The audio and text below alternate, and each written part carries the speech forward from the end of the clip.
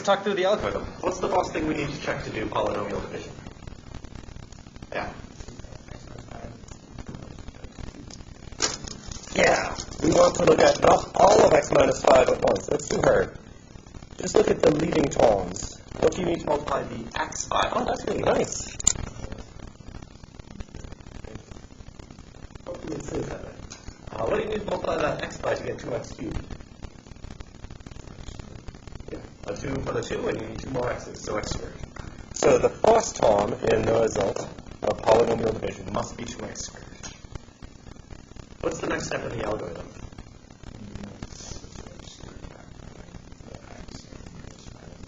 Yeah, multiply this by this and subtract it. So maybe we'll do this one off to the side. So 2x squared times x minus 5 is 2x cubed minus 10x squared.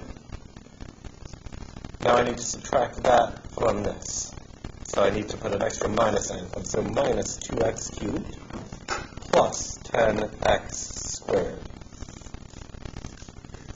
It looks like I have no x squareds. What do I need to multiply x by to get 0 times x squared? 0. If you want to say 0 times x, that's fine too.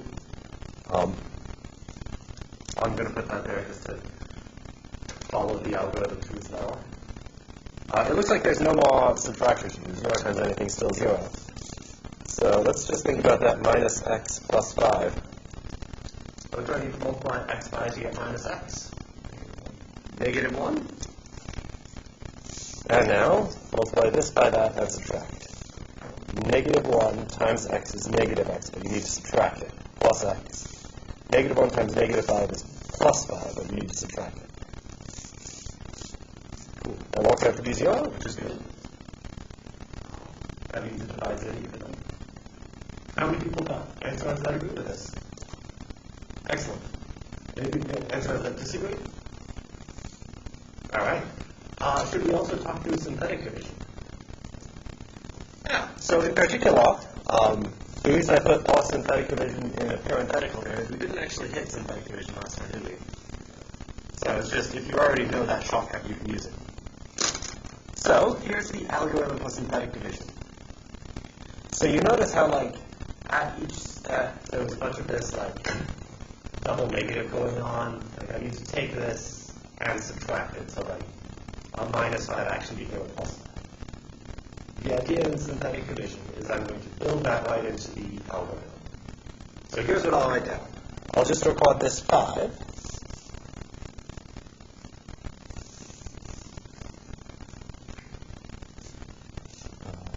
No, it's still with the light on top.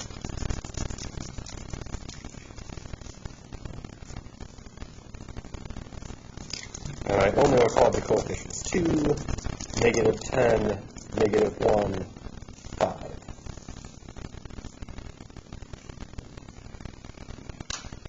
And here's the algorithm to follow.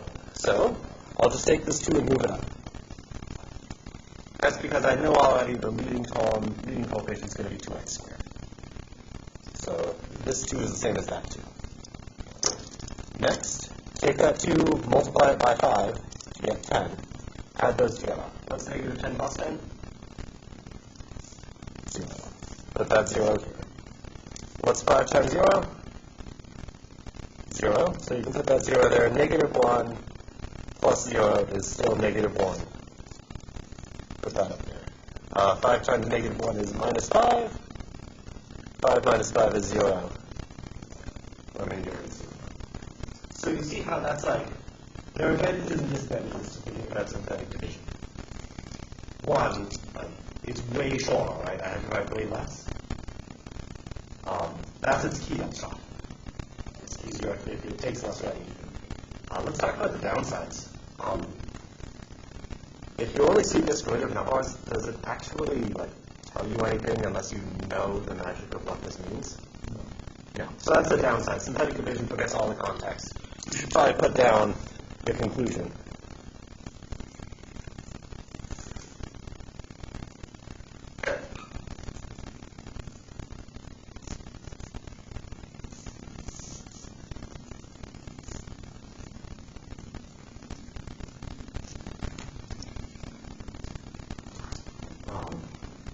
Another downside is synthetic division only works in a very particular circumstance.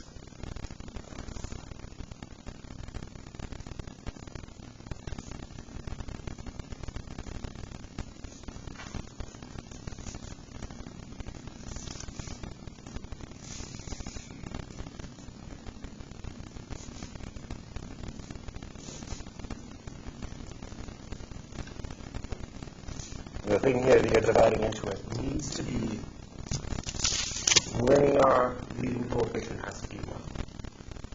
So the x can't have a coefficient in front of it. You can't like divide x squared into something using this. But if you're in that circumstance, which will be an awful lot, you can do polynomial division locally. Yeah. So people feel hopefully a little bit better about polynomial division than they did 15 minutes ago. Great. So, let's do one last thing. Let's double check if this is reasonable. If we have access to absolutely any technology we want, what could we do to check if this resultant division is sane?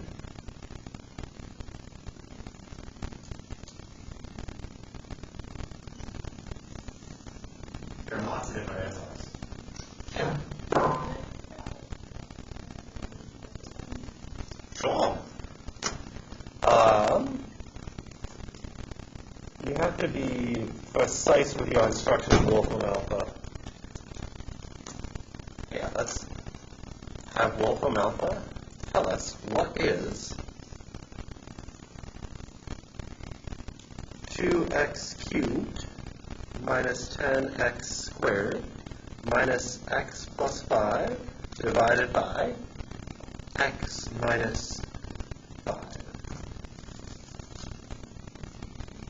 Nice things and nice thing about Wolfram Alpha is it gives you this free-point function, so you can double check that it's actually what you mean. Did I make any typos? I didn't look at it hard enough. Cool. And then we can check for alternate forms. 2x squared minus 1, is that what we got? I noticed it wants to be picky and say, well, that doesn't really work when x equals 5, and x equals 5 we wind up dividing by 0. Which, I mean, we've seen when you simplify stuff, you can change the polynomial division. Cool. Alright, so what if you didn't have access to that, but you had, like, access to your graphing calculator or something you could do?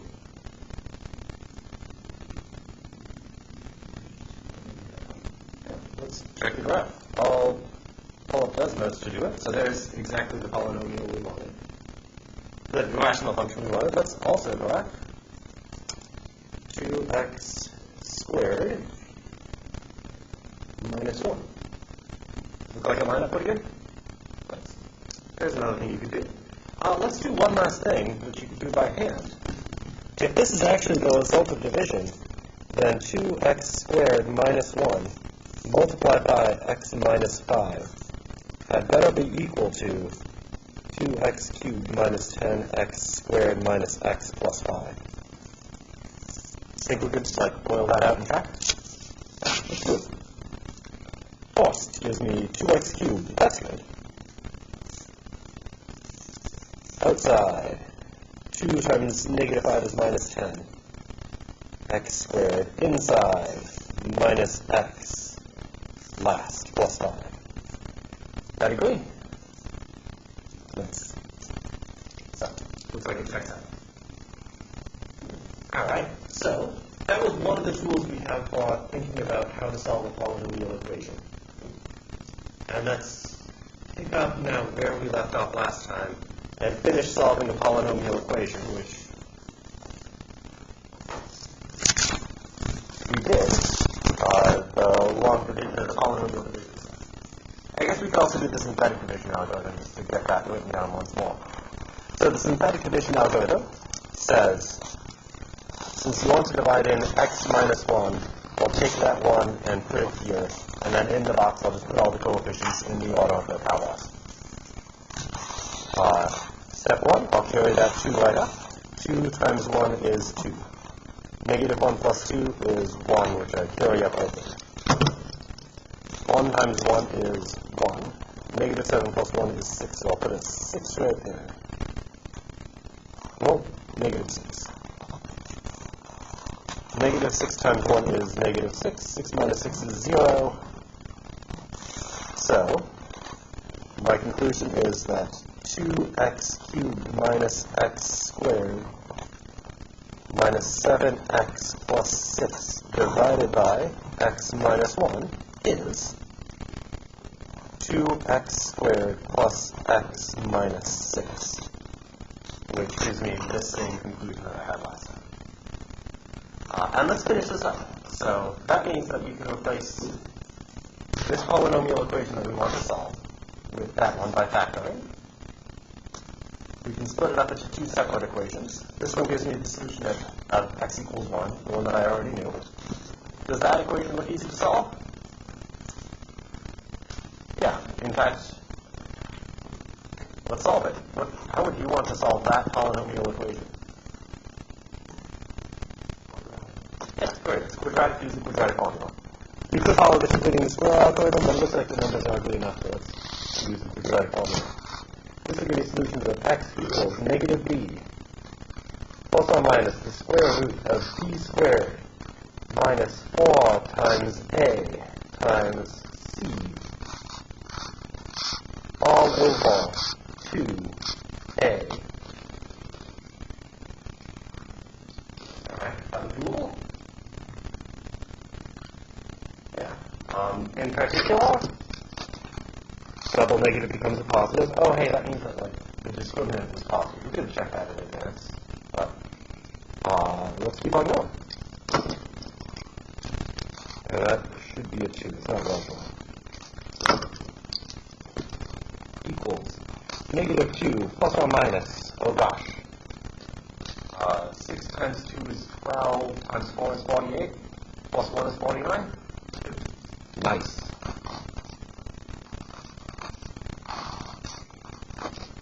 Negative 2 plus or minus 2 is 49 over 4. Sometimes you're stuck and that's going to take you 2, but does this simplify? Yeah, why? 49 square root is 7. Equals negative 2 plus or minus 7 over 4. And alright, I guess that's 5 over 4 or negative 9 over 4. So this has solutions x equals 1, 5 over 4, negative 9 over 4. That feel pretty okay? So, I think here is the next thing that I think is worth doing. So I think I want to jump. Well, let's see. Do you all think you can benefit from seeing one more example of polynomial division being done? Cool. Let's do another example of that being done. Notice this one we did already. I pulled that one as like a quiz at the beginning. So let's look up the top. Let's find the solutions to this, given that x equals negative 1 as a solution. So let's start with this. X equals negative 1 is a solution. So something is a factor. If x equals minus 1 is a solution to this equation, what must be a factor?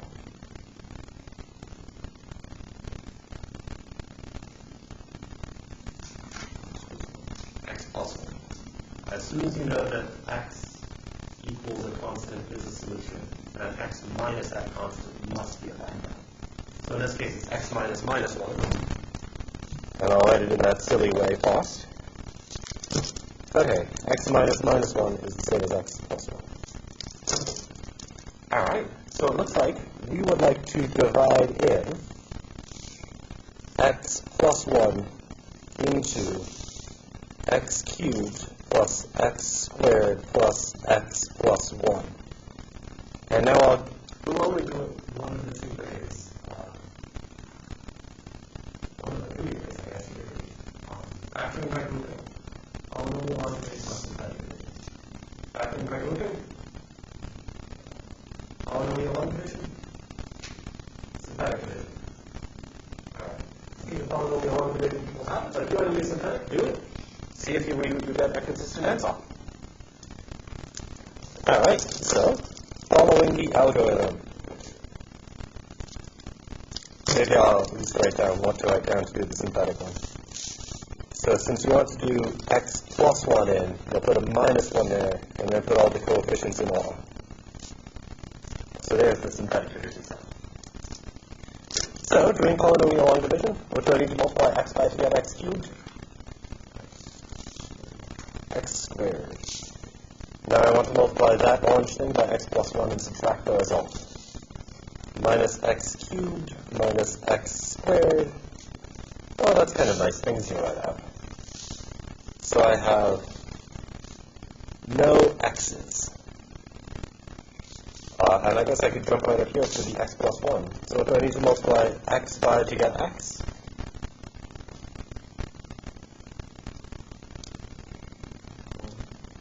Excellent. Plus 1.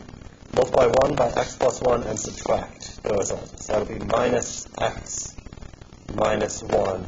Excellent. Remainder is 0. So that tells me that x cubed plus x squared plus x plus 1 equals 0 becomes, well, I have this factor of x plus 1, and I have this other factor of x squared plus 1. I want to set that equal to 0. Folks, it's synthetic. Did you get the same answer? Can I fill in these cases to do synthetic? Can you show them? I will fill it. So the algorithm for synthetic division, step 1 is take this number and put it up there. From there, the algorithm says, take the number you just wrote, multiply it by this, and put it right underneath the next digit. 1 times negative 1 is minus 1. 1 plus minus 1 is 0. Take that 0, put it up there. 0 times minus 1 is 0. 1 plus 0 is 1. So I'm going to take that 1 and put it here. 1 times minus 1 is minus 1. That last form is the remainder form, so it should be 0 under this. So x squared plus 0x plus 1. Alright, so we split it down to this factored out equation. Is that easier to solve now? Yeah, so let's do it. So I can split that to either x plus 1 equals 0, or x squared plus 1 equals 0. Easy to solve. Yeah. What are the solutions to the plus one? Yeah. X equals negative 1. The solution we already know. What are the solutions to the second one? Yeah. X squared. X squared equals negative 1. And that's not quite solved because it's still a square root on the x. So what does x allowed to be? Square root of negative 1. Or negative the square root of negative 1.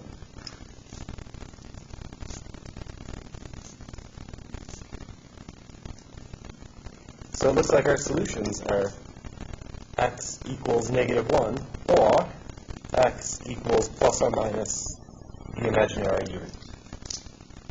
That feel okay? So there's one part of that. Maybe we'll do the setup you would get out of this. So this is exactly what we just did using polynomial, what you just did using polynomial long division. Let's write out the result. So by that quiz, 2x squared minus 2x cubed minus 10x squared minus x plus 5 equals 0 becomes, well, we factor that as x minus 5 times 2x squared minus 1. That would be the result now? In fact, is it worth spending the time to then go on solving it? Maybe I'll say, like, we'll walk through really quickly. It looks like x equals 5 as a solution. That as part of the given information. And let's see, I think that that's going to give me x equal to plus or minus the square root of 1/2. As the regulation solutions. That feel pretty good? And we found good solutions. It's a degree-free polynomial, so that means we found all the solutions. So there's the phosphorus. Once you find one solution, you can do polynomial division or synthetic division or factoring type of thing to simplify the problem, hopefully to a problem that you can solve. Here's the second trick. It's a trick that lets you come up with guesses for what a false solution should be. Right? Before you can divide anything in, you need an initial guess of a solution before you can try to simplify it. Here's a trick that works sometimes. It will find you any rational solutions to a polynomial equation.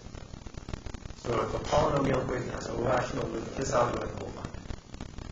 And let's say what it is. So the rational roots test says the following.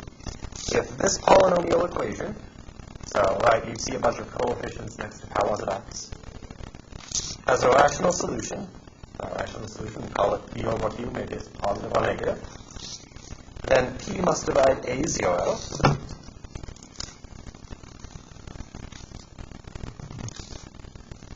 color code a little bit, and q must divide a d. So in plain English, that says the numerator divides into the constant form. So the numerator of any possible root must divide evenly into the constant form of the polynomial. Q, the denominator,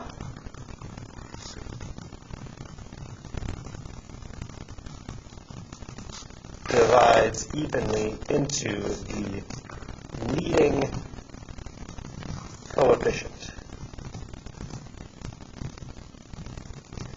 So whatever the biggest power is in this polynomial, look at that coefficient. That'll tell you what it's Q.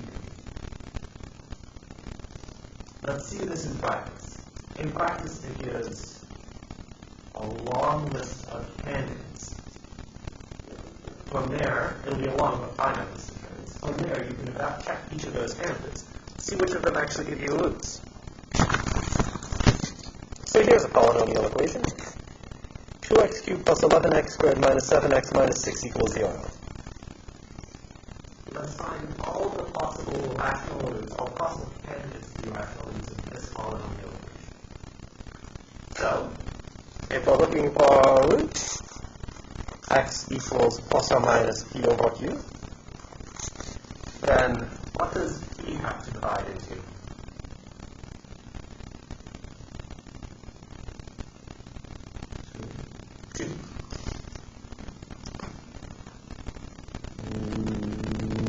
No. So it's the opposite of what you might expect. The numerator divides into the constant form. So p has to divide evenly into the constant form. What's the constant form of this polynomial? -6. And that's exactly like a super easy mistake to make while writing this algorithm, right? So I'm going to use a notation that maybe you haven't seen before. When I say p bar 6, well, I won't use that notation much, but I'm going to write it down anyway because it's a standard notation. P divides evenly into 6. And you could write -6, especially since I'm going to forget the plus or minus integration and put it back in. So -6 has the same factors as positive 6. So what things might p be if p divides evenly into 6? Yeah.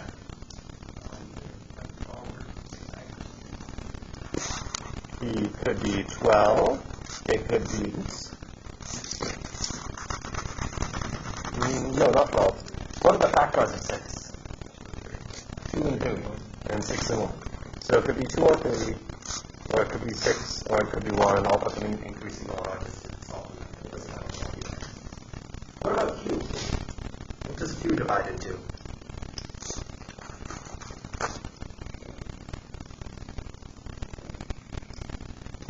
So the cube must divide evenly into the leading coefficient. What's the leading coefficient? So what is Q allowed to be?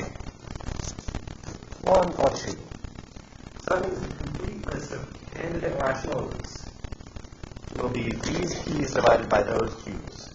Let's write all of those out. So I guess it could be, I'm going to leave myself space because I'm going to leave out one piece of information.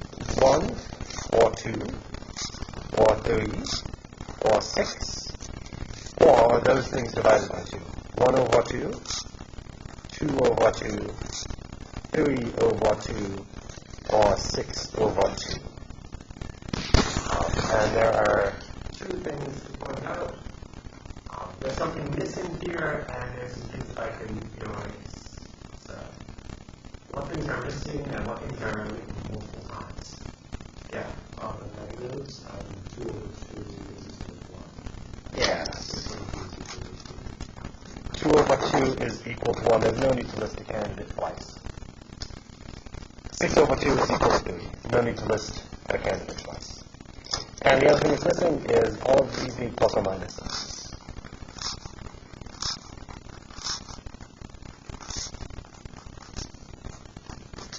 Of course. The ones that I could have erased is plus or minuses. Forget about them. So it looks like there are 6 times 2 is 12 candidates to be solutions to the polynomial equation. It's only a degree 3 polynomial, so at most 3 of them are actual roots. How would you figure out which of them are actual roots?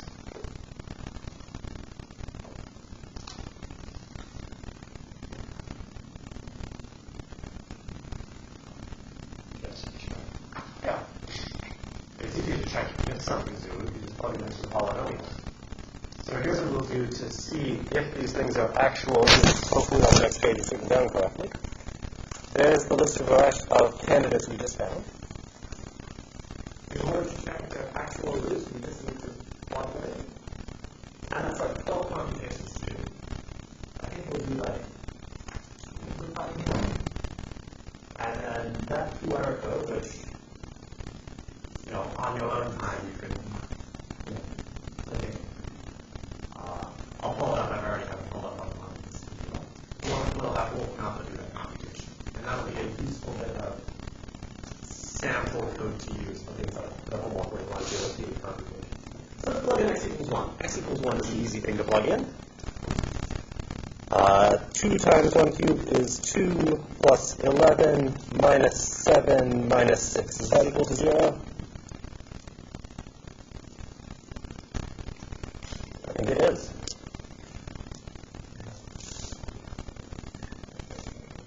So x equals 1 is an actual honest-to-God root. That's good. That's progress. Let's also check x equals negative 1, because that's also easy to plug in. All right, so 2 times negative 1 cubed. Well, negative 1 cubed is still negative 1, right? So this will be negative 2. Negative 1 squared is positive 1. Plus 11. Negative 7 times negative 1 is plus 7 minus 6. By eyeballing that, maybe doing the computation itself, can that be 0? No, it looks like the positives outweigh the negatives. You don't even need to finish the computation. It's not 0. Alright, so you think you're going to 10 minutes at most you can finish up the computation for the rest of them? Yeah, I guess like the 3 hours, cubing that would be annoying. Oh, you can do it. Instead, I'll play the game of I think I might even say where you can find exactly this link. So here's the course webpage. On the links for last time, there's a Wolfram alpha bit of code to evaluate a polynomial at, I just one input. I don't want just one input. 1, negative 1, 2, negative 2, 3, negative 3, 6, negative 6. And before I go on, let's make sure I just have the notation correct. Okay. 1/2, negative 1/2, 30 halves, negative 30 halves. All right, so I will evaluate this polynomial at those x values. It looks like x equals 1 is a root. That's good. 1, 2, 3, 4, 5, 6, 7, 8. So the 8th one in the sequence is a root. So negative 6 is a root. By looking at that, what other thing is a root?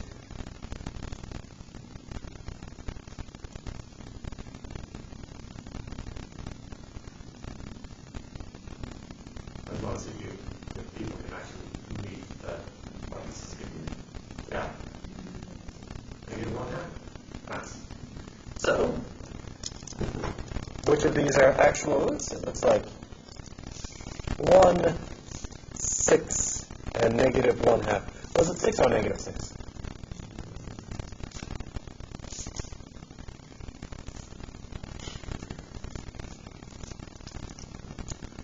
Oh, cool. Does that actually just complete the problem? Is that a complete list of roots? That's a degree 3 polynomial, so how many roots could there be? 3. You've got 3 roots, that's all one. So if we round out that polynomial equation, what's on? How's that algorithm feel? So the rational roots test gives you a maximum list of all of the rational numbers that could possibly be roots. It doesn't tell you everything. If there are no rational roots, then it won't give you any information. Well, it'll give you some information. It'll tell you there are no rational roots. But that doesn't help you find the rest of them. And maybe just, yeah, okay. Let's apply that same algorithm on this polynomial. And maybe I'm spoiling the game a little bit. This will be a situation where it doesn't listen. So let's follow the algorithm carefully. So if P over Q is a rational root, then what does P have to divide? 2. P divides the constant on. So what might P be equal to? What about Q? What is Q allowed to be equal to? 1 and 3. So all of the possible rational roots are 1, plus or minus 1, plus or minus 2, plus or minus those same things divided by 3.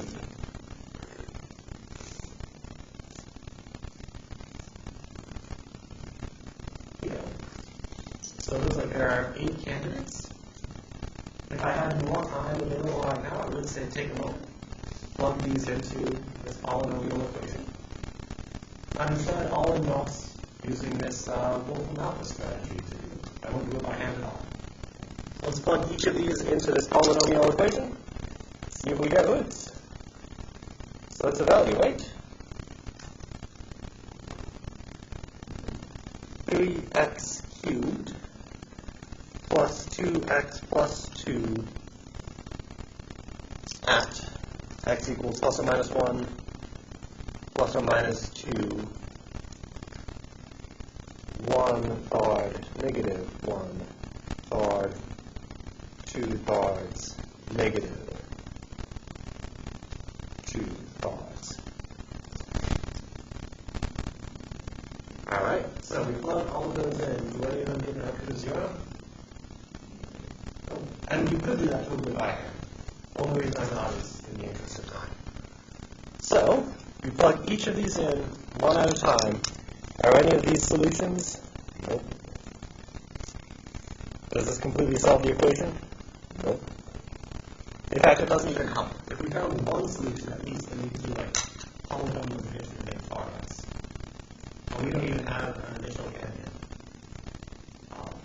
So we're kind of stuck in most of the exact values of solutions. But I don't know, if you were asked like approximately what are the solutions to this polynomial equation, what would you do?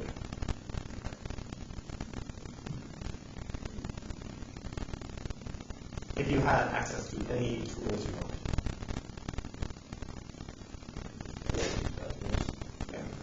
Let's look at a graph. I'll hold up on this list. you have graphing calculators of your own, they can graph things. Let's use this to get approximate solutions. Oh, I should still want that. Oh, well, too late now. 3x cubed plus 2x plus 2. All right, how many solutions does this equation seem to have? I see one. One real solution. I guess it'll have some complex solutions. It looks like it's around x equals negative 3.628. That's not exact. So that won't be enough for us to start dividing anything in without knowing what number that is. People feel okay about this sort of blend? Alright, so there's the second trick. If you can find some rational roots, then you can use those rational roots to simplify the equation. The next thing, in terms of tools that tell you things about polynomial equations, is Descartes' law of signs. And this is the same Rene Descartes also the same Descartes when using forms. So, let's see what this says, and then we'll apply it. So, consider this polynomial. Let's make sure to write it so that the powers of x are in descending order. So, the biggest power of x first, the next biggest power of x next, and so on.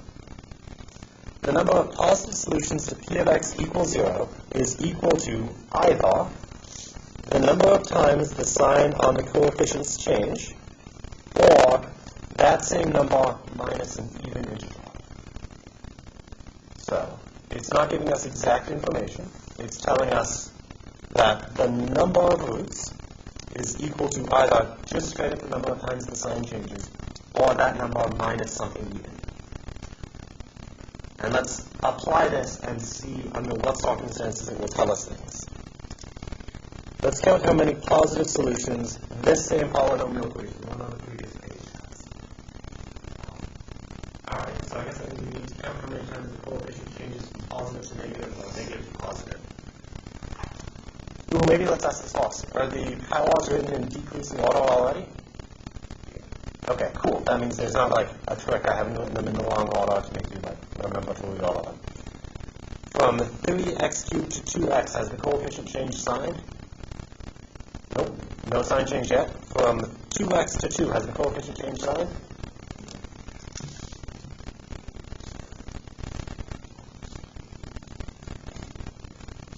There are no sign changes. So that means the number of positive solutions to p of x equals 0 is equal to either 0 or 0 minus an even number. How about 0 minus minus 2 is negative 2? It doesn't make sense to have negative 2 solutions. So this has no positive solutions. And notice, this agrees with the graph that we just looked at. Does this polynomial have any positive roots? Nope. It looks like it has a negative root. No positive roots. You could extract more information than this out of Descartes' law of signs. Because that's a really particular thing. That's how many positive roots does it have. If we can count the number of positive roots, do you think we can count the number of negative roots? Yeah, and here's the idea. The number of negative roots is the same as the number of positive roots of p of negative x. So what does that mean? That means the number of negative solutions to p of x equals 0 is the same as the number of positive solutions to p of negative x. Descartes' law of signs will tell us this. And how will it tell us this? I should give myself more space. Oh no, that's right here. So, let's expand out what p of negative x is. P of x is still this same polynomial. Let's plug in negative x and see what happens. So that'll be 3 times negative x cubed plus 2 times negative x plus 2. And now let's just simplify that. Negative x cubed is, pull that negative sign out. So that's negative 3x cubed plus 2 times negative x is minus 2x plus 2. All right, look at those coefficients. How many times did they change from positive to negative or negative to positive? Just the once. One sign change from there to there. So that means that there is either exactly one negative root or one minus an even number of many negative roots. But 1 minus 2 is already us, minus 1. So it tells us exact information. Exactly one negative root. Nice. And it can give you even better information than that. You can reorder on things. You can think in terms of the same thoughts. Let's suppose you looked at this number line and said, well, that tells me how many are greater than or less than 0. And right now we know that there are none bigger than 0. We know that there is one less than 0. Oh, yeah, sorry. Well, it looks like it would be reasonable then to ask how many of them are to the left or to the right of x equals negative 1. That seems like a sensible thing to wonder about. You could, zoom in using this strategy to figure out where that root is. And let's read through a plan of attack to do that. So if you want the number of solutions to p of x equals 0, which is greater than a constant c, that's the same as looking for positive solutions to p of x plus c. Right? If x is positive, then x plus c will be bigger than c. So, let's put a plus 1 here. So, if you want to figure out how many solutions this has that's bigger than 1, then expand out p of x plus 1 to find the number of solutions that are bigger than, I want minus 1, that are bigger than minus 1. So, I don't have time to do it now, but expand out p of x minus 1, count the number of sign changes, play the exact same game. We'll get some information. We'll come back next time, turning in on this. Cool.